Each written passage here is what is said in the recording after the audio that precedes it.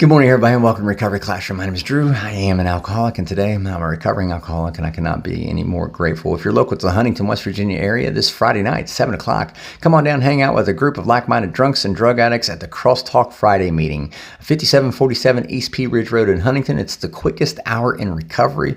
All of us just sitting around talking shop about how we got sober and how we're planning on staying sober. This Friday night, 7 o'clock, we'll see you there. Also, if you're local to Huntington, West Virginia, this Saturday night at 8 o'clock, 2400 10th Avenue in Huntington, the Miracles group meeting this Saturday night, 8 o'clock. I'll be giving my lead share, my experience, strength, and hope, and that meeting is so important to me.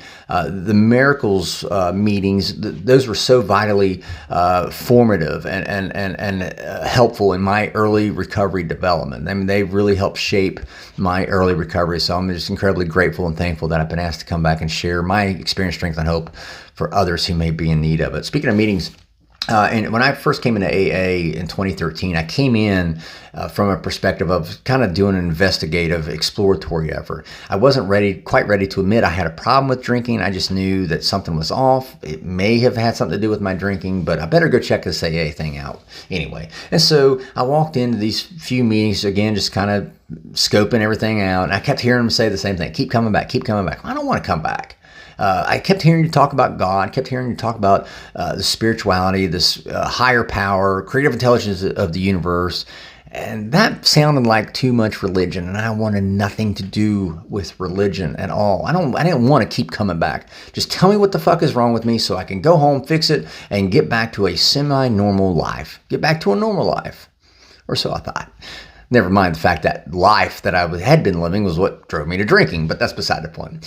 So I did all that, and I was like, you know what? It's not for me. It's, if anything, hell, it sounds like a cult. Sounds like a cult, and I definitely don't want to be no part of no cult. So I'll go off and do it on my own, and I did.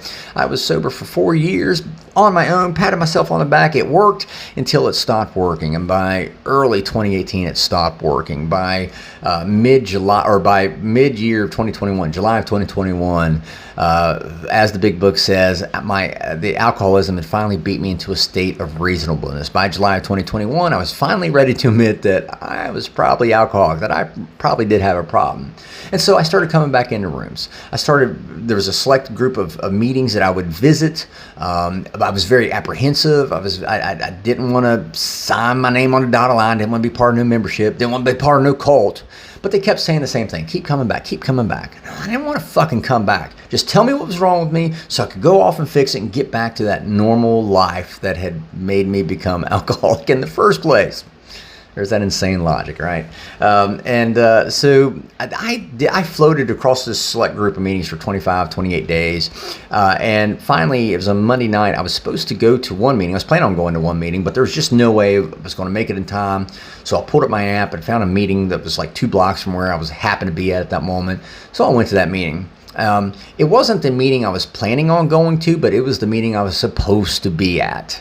It was the meeting that changed my life, because I walked in, and for the first time, and I couldn't tell you how long, I saw people laughing, cutting up, being loud, just enjoying life, patting each other on the back. I mean, they were happy, and I couldn't figure that shit out because they were all fucking sober, and I hadn't seen it. I didn't know what to do. I didn't know how to act and how to function. I mean, talk about social anxiety. Holy shit. These people are sober. Half of the room had just gotten out of prison. The other half was headed to prison, I think. I don't know, but they were all sober, and they were that happy, and I couldn't figure it out. And they, too, kept saying, keep coming back. I didn't want to come back. Just tell me what's wrong with me so I could go home and fix it and get back to a normal life. But by that point, I was totally fascinated, totally curious. How can they be that happy and sober when all these bad things have happened to them in their life, or all these bad things are going to happen? How can they still be that happy and sober? It's got to be a lie. And at that point, it's like I forgot about the whole thing of not wanting to be part of the cult, of not wanting to subscribe to these religious beliefs that they may have had. I wanted to see if this was all bullshit, because I thought it was all bullshit. Well, and I heard what they were saying, but is that how they were living? Well, the only way for me to find out was to do the very thing I didn't want to do, but yet they kept telling me to do. The only way for me to find out was to keep coming back, to follow them around. And I said this last night. It's like I set myself up for a win that I wasn't even expecting. I did the very thing I didn't want to do. I didn't want to keep coming back. Just tell me what's wrong with me, so I'll go home, fix it, and move on. But when I saw these people happy, joyous, and free, truly being happy, joyous, and free, even in the face of all this adversity, I was fascinated from it. It had to be bullshit, right? The only way for me to tell that it was bullshit was to follow them around and catch them up, to prove that it was a lie. I was more interested in proving to myself that this AA thing really wasn't going to work, that this was just temporary, that there was got to be something else out there to help me solve my drinking problem. But I had to check this box. I had to check this off the list first. And here's my opportunity to prove that this AA thing will never work for me, so I can hurry up and check that off and go off and find the actual thing that'll work for me. And that had nothing to do with religion, had nothing to do with God or creative intelligence of the universe.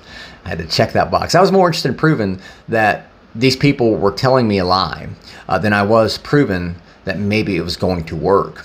And so the only way for me to do that was to follow them around, was to keep coming back. And I'm glad I did, because after about 3 weeks of following these folks around, night after night, meeting after meeting, listening to what the things they were saying and watching their actions, I slowly came to realize that what they were saying matched what they were doing, and vice versa. They weren't just talking the talk, they were walking the walk. And I slowly came to realize that I could be happy, joyous, and free. I could have that same passion, excitement, and enthusiasm for living my life, even in the face of adversity. Even in the face of adversity, no matter what happened, I could get to the point where I can say, today I don't have to take a drink. I forgot what that was like. I remember every day thinking, God, I'm not going to be able to function without that drink. So I followed them around. I did the very thing that I wasn't planning on doing. I did the very thing I didn't want to do, but they kept telling me to do was keep coming back. Granted, I was coming back to prove them wrong, but what really happened is it proved me wrong, and I'm thankful and grateful that it proved me wrong, because, again, it taught me that today I don't have to take a drink no matter what. Today, you don't have to take a drink no matter what. But in order for you to start believing that, you got to keep coming back. If nothing else, keep coming back to the rooms to prove people wrong, to wait for their facade to start breaking down. Wait for you start seeing stress cracks in their structure, in all the things they were saying. You said this, but you did this over here. If nothing else, prove us wrong, right? That was my mantra. I don't want no God and religion. I'm going to go prove them wrong. And fortunately, by the grace of God, by the grace of my higher power, I was proven wrong, and I was the only one who benefited most from it, because I woke up today realizing and knowing and believing that today I don't have to take that drink, and neither do you. So with that being said, I'll let you guys go. Thank you guys for letting me come in and share 5 to 10 minutes of your day with you. You guys absolutely keep me sober, and I cannot be any more appreciative. If there's a topic you'd like to hear discussed, drop it in an email to me, Drew, D-R-E-W, at recoveryclassroom.org. We'll take a look at it, see what we can do. You can also like and share these videos on Facebook. Invite your friends to the Recovery Classroom Facebook page. If you ever need somebody to talk to, you can reach out to the Facebook Messenger Recovery Classroom. There's a whole group of us in the back end there. Well, we can sit and chit-chat with you and try to just, if nothing else, provide an ear to listen. So, and again, keep in mind this Saturday night, if you're local to Huntington, West Virginia area, 2400 10th Avenue at the Miracles Group meeting in Huntington at 8 o'clock. I'll be sharing my experience, strength, and hope. And I'm just so incredibly grateful and humbled I was asked to do this. So I'm really looking forward to it. We'll be talking again soon. Guys, remember, you can't get drunk if you don't take that first drink.